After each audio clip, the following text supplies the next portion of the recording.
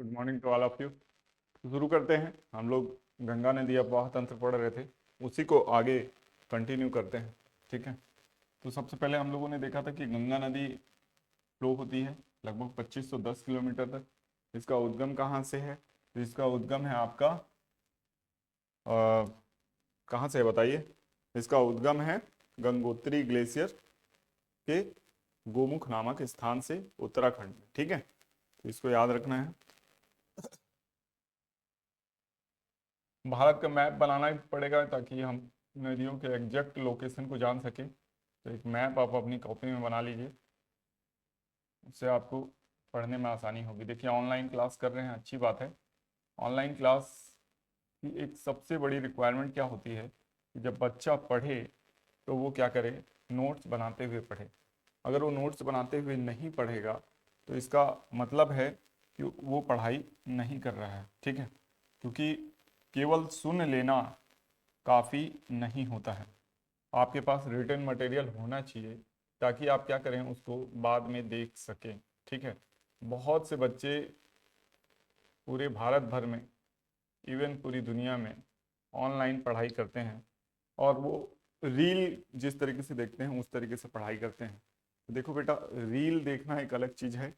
Reel आपके मनोरंजन की का साधन होता है। हो सकता है आपको सब कुछ याद रह जाए, लेकिन पढ़ाई क्योंकि एज अ बाउंडेशन आप करते हो। ठीक है, पढ़ाई करने की आपकी इच्छा भी कई बार नहीं होती, लेकिन फिर भी आपको पढ़ना होता है। ठीक है, ऐसी कंडीशन में आपको अपनी जो जितनी भी ज्ञानेंद्रियां हैं उसको एक्टिव रखने की आवश्यकता होती है। तो जब आप देखते हो तो आपकी एक ज्ञानेंद्रिय तो एक्टिव रहती है, जो है आँख, विजन, दृष्टि तो एक्टिव रहती है।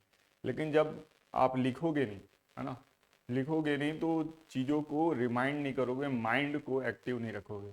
माइंड को एक्टिव रखना, है ना, सबसे ज़्यादा जरूरी है। ठीक है, तो देखना, सुनना, लिखना, है ना, ये तीनों ही चीज़ एक साथ एक्टिव रहनी चाहिए। ठीक है, तो ऑडियो विजुअल की जो कह सकते हैं एडवांटेज यही है कि आप चीज़ों को देख के याद रख सकते हो। ठीक है, लेकिन डिसएडवांटेज ये है कि आपको थोड़ा सा लेज़ी बना देता है। ठीक है, तो उस लेजीनेस को मिटाने के लिए आपको अपने आप को एक्टिव रखना चाहिए घर पे। चलिए आगे बढ़ते हैं। गंगा नदी को बना लेते हैं, आपने तो बनाया ही है पिछले बार। चलिए फिर से एक बार बनाते हैं। तो हम देखते हैं यहाँ गंगोत्री नामक ग्लेशियर से गंगा नदी निकलती है, ऐसे फ्लो होती है। ठीक है, अब इसमें खास बात यह है कि जब ये यहाँ पहुँचती है तो ये कई ब्रांचेस में बढ़ती है। एक ब्रांच यहाँ आ जाती है, फिर यहाँ से भी कई ब्रांचेस में बढ़ जाती है। ठीक है ना। इस तरीके से ये बाद में जाके ब्रांचेस में बढ़ जाती है, चौड़ाई नदी की बहुत हो जाती है। और जानते हैं कि ये वाला जो एरिया है ये गंगा ब्रह्मपुत्र, यानी कह सकते हैं गंगा और ब्रह्मपुत्र का डेल्टाई क्षेत्र है। ठीक है, और गंगा ब्रह्मपुत्र के डेल्टाई क्षेत्र को कौन सा डेल्टा बोला जाता है? तो सुंदरवन का डेल्टा बोला जाता है। सुंदरवन के डेल्टा के बारे में आप ये याद रखना कि सुंदरवन का डेल्टा जो है वो विश्व का विश्व का सबसे बड़ा डेल्टा है। ठीक है, तो इसको याद रखना है। ठीक है, ये कौन सी नदी है आपकी? ये है गंगा नदी। ठीक है, गंगा नदी। हम लोगों ने गंगा नदी के जो सहायक नदियां हैं उनको भी देखा था। सबसे पहले हमने देखा था राम गंगा, फिर देखा था गोमती, फिर देखा था घाघरा, फिर देखा था गंडक, फिर देखा था कोसी। ठीक है, तो राम गंगा, गोमती, घाघरा, गंडक, और गंडक में मिलती थी बागमती, और उसके बाद हम लोग देखते हैं कोसी नदी को। ठीक है, ये सारी नदियों को आपको देखना है। ठीक है, तो याद रखिएगा। अब इसके बाद जो नेक्स्ट नदी हमारी है वो हम लोगों को दक्षिण से जो मिलने वाली नदियां हैं उसमें सबसे पहले हम लोग देखे थे, यहाँ से निकलती है यमुना। यमुना आके ऐसे मिलती है, ठीक है, इलाहाबाद प्रयाग में। ठीक है, और उसके बाद आपकी आती है सोन नदी। सोन नदी ऐसे आके मिलती है, और टोंस नदी। टोंस तो उतनी महत्वपूर्ण नहीं है, लेकिन आपकी आ, यमुना और सोन, ये दोनों नदियां महत्वपूर्ण हैं। तो अब हम लोग गंगा की सहायक नदियों के बारे में देखने वाले हैं आगे। तो चलते हैं गंगा की सहायक नदियों की ओर। सबसे पहले आप लिख लीजिए गंगा की आ, दाएं या दक्षिण से मिलने वाली सहायक नदियां। ठीक है, गंगा के दक्षिण से मिलने वाली सहायक नदियां।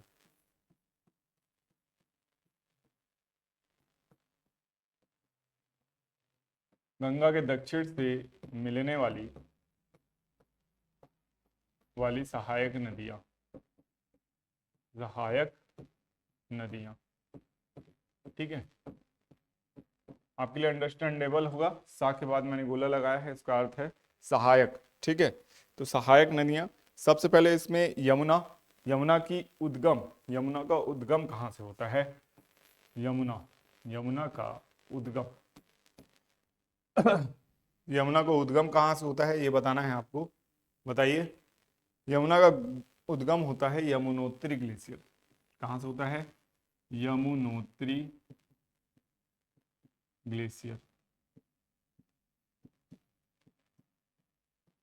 स्थान, एग्जैक्ट स्थान कई बार पूछ लेता है तो बंदर पूंछ बोला जाता है। बंदर पूंछ, बंदर पूंछ स्थान है। ठीक है, वैसे ही गंगा का उद्गम कहाँ है? गंगोत्री ग्लेशियर।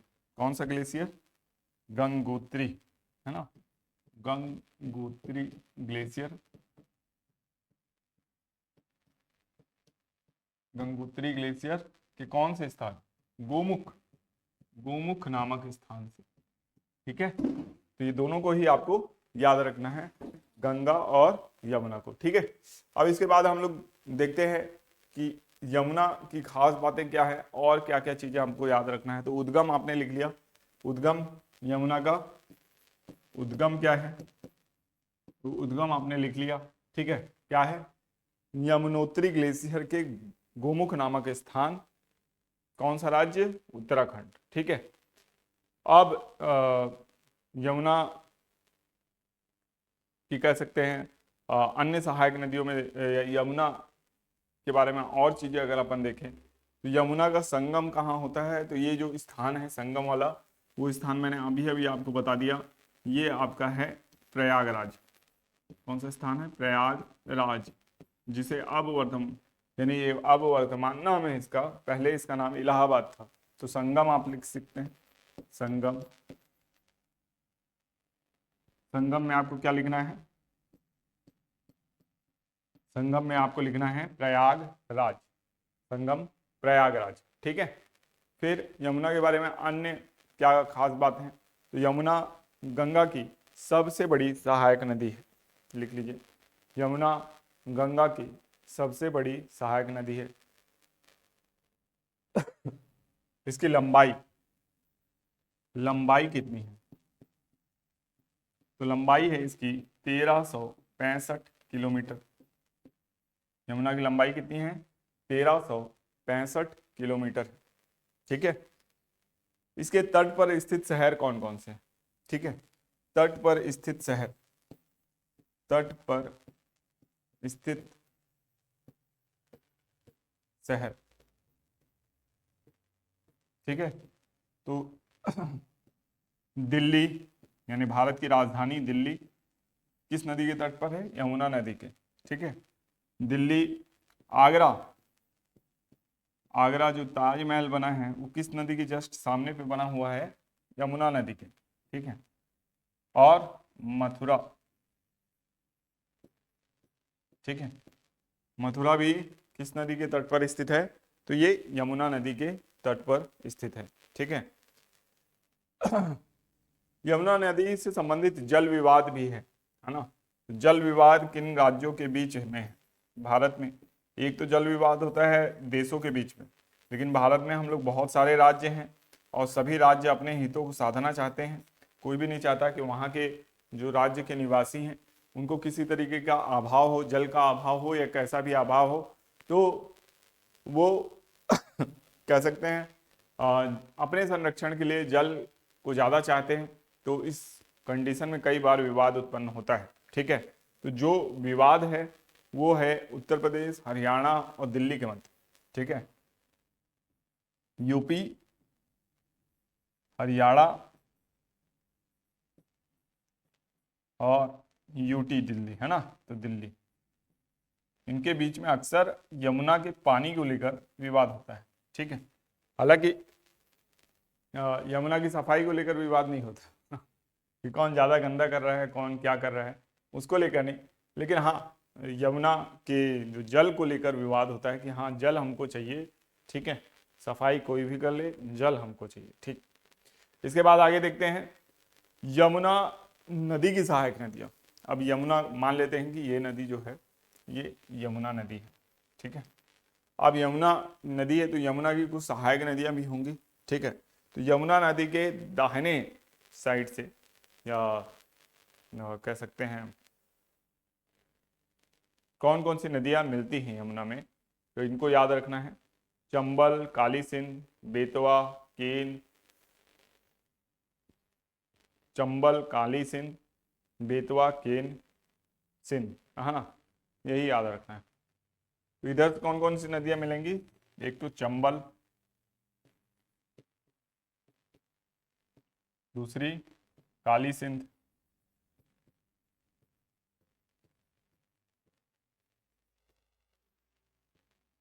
फिर बेतवा,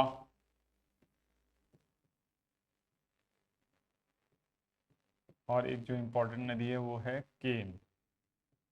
इन नदियों को याद रखना है। उसके अलावा सिंध वगैरह भी मिलती हैं, तो ये 4 नदियां कम से कम याद रखिए, चंबल, काली सिंध, बेतवा, केन।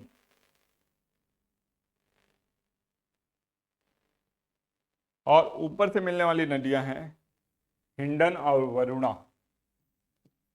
एक नदी है हिंडन जो इम्पोर्टेंट है, और दूसरी इम्पोर्टेंट नदी है वरुणा, वरुणा, ठीक है। तो ये 2 साइड से मिलने वाली नदियां हो गई आपका उत्तर और दक्षिण से, या कह सकते हैं दाएं और बाएं से यमुना नदी पे, ठीक है। तो इन नदियों को याद रखना है।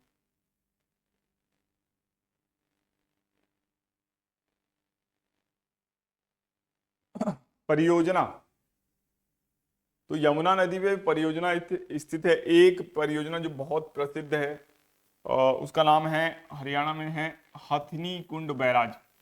हथनी कुंड बैराज,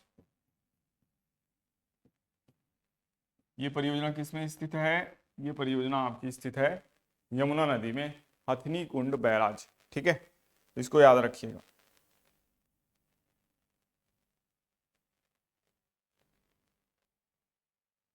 ठीक है।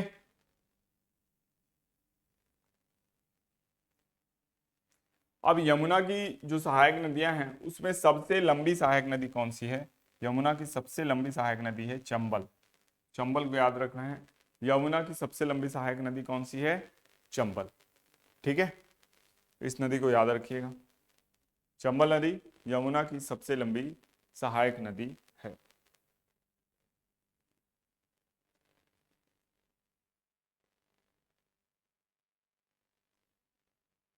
ठीक है।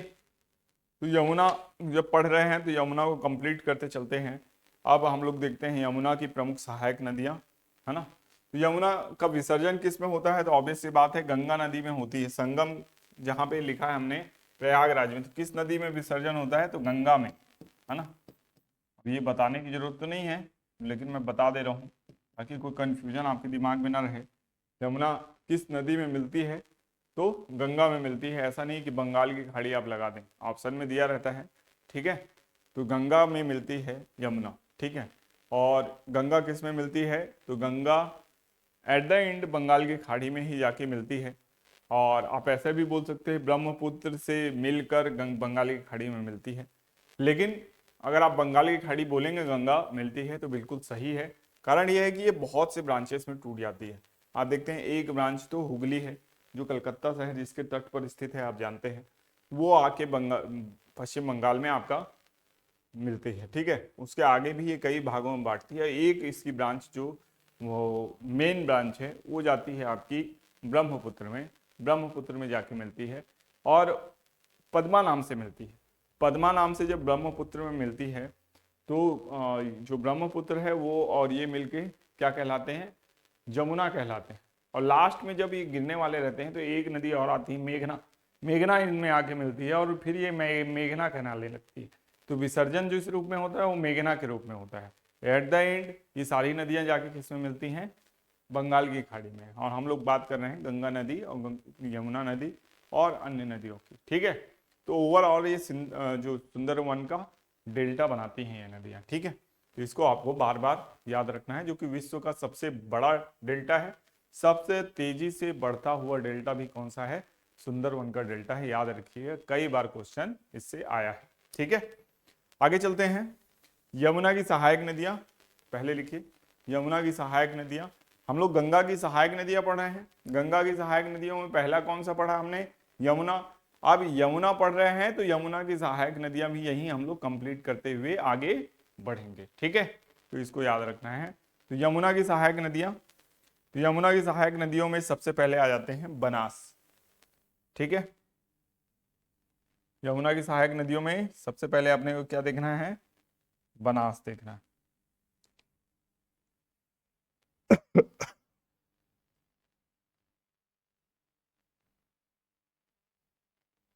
ठीक है, लिख लीजिए।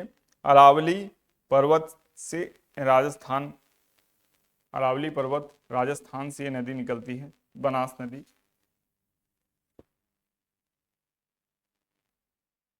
अरावली पर्वत राजस्थान से कौन सी नदी निकलती है? बनास नदी निकलती है।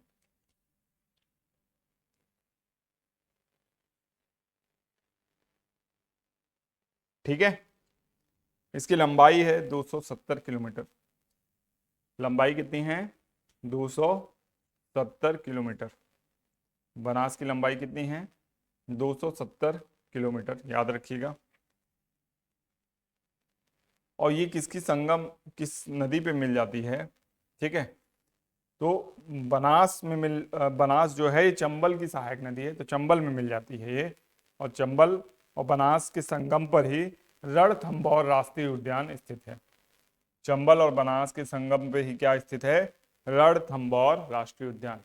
तो बनास नदी किसकी सहायक नदी है? चंबल की। ठीक है, अब दूसरी नदी लिखिए आप, चंबल। चंबल, चंबल का उद्गम कहाँ है? मालवा पठार, जाना पाव पहाड़ी, विंध्याचल पर्वत। ठीक है, जाना पाव पहाड़ी, विंध्याचल पर्वत।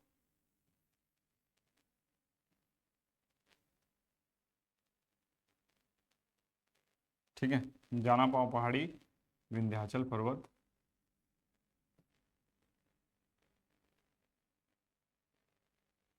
जिला महू, मध्य प्रदेश। जिला महू, मध्य प्रदेश।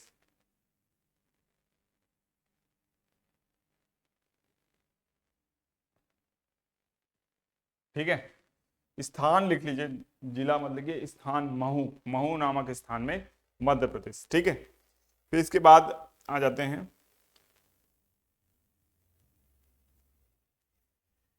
अब जो ये पर्वत है इसका नाम क्या है? जाना पाव पहाड़ी। जाना पाव पहाड़ी। ठीक है, इसको याद रखिएगा, जाना पाव पहाड़ी इसका नाम है।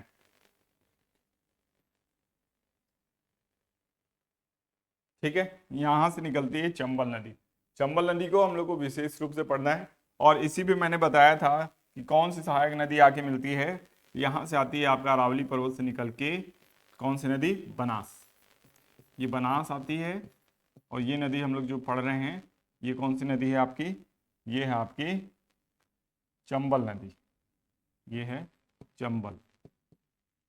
ठीक है, चंबल नदी। और चंबल नदी में कौन सी नदी मिल रही है? बनास नदी, जिसको हम लोगों ने पहले पढ़ा, अब चंबल देख रहे हैं। तो चंबल नदी जो है इसकी लंबाई कितनी है? इसकी लंबाई है 965 किलोमीटर, है ना। तट पर स्थित शहर कौन सा है? तट पर स्थित शहर है इसके कोटा, राजस्थान में कोटा, है ना, एजुकेशन हब है।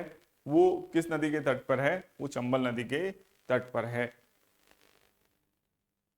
इसकी सहायक नदियां कौन कौन सॉरी, सहायक नदियां कौन कौन सी हैं? तो इसमें है बनास,